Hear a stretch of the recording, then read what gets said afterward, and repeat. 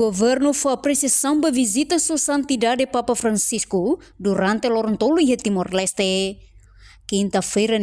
liu-se reunião Conselho Ministro, halo balanço da visita apostólica sua santidade Papa Francisco niang mai Timor-Leste, onde destaca a participação máxima da população sira, no hato apreciação no parabéns, ba comissão organizadora, no mos ba entidade hotu, nebe envolve ona e organização exemplar e a visita Santo Padre niang.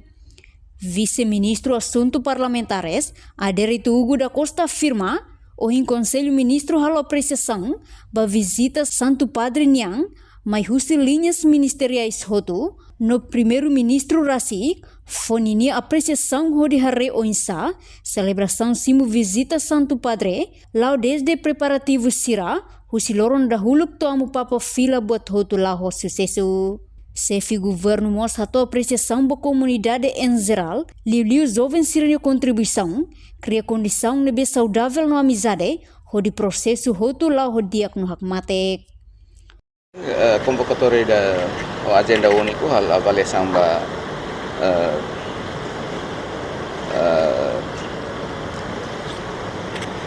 avaliação ba visita Santo Padre Diniang mais utilinya ministra itu di sesiun administrasi fone ini apresiação pode hari ini sa celebração simu visita Santo Padre ini lá desde preparativo sira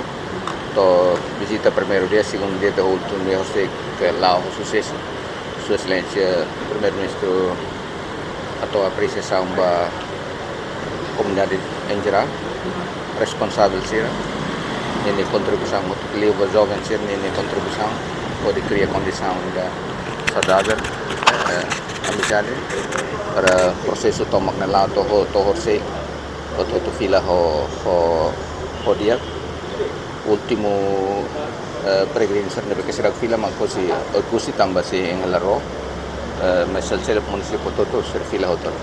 agenda. No durante l'Orontolo husi loron sia to loron sanul racing ida fulan setembro e barihun simu Papa Francisco hodiak tebes li husi dalam protokolo sira serani sira hamrik na kono. No destaque husi visita amu Papa mak celebração missa pontifical e tacitolo nebe halibur ema hamutu rihun atus nen resin. Reportagem de Fifanya de Carvalho, Televisão Timor Post.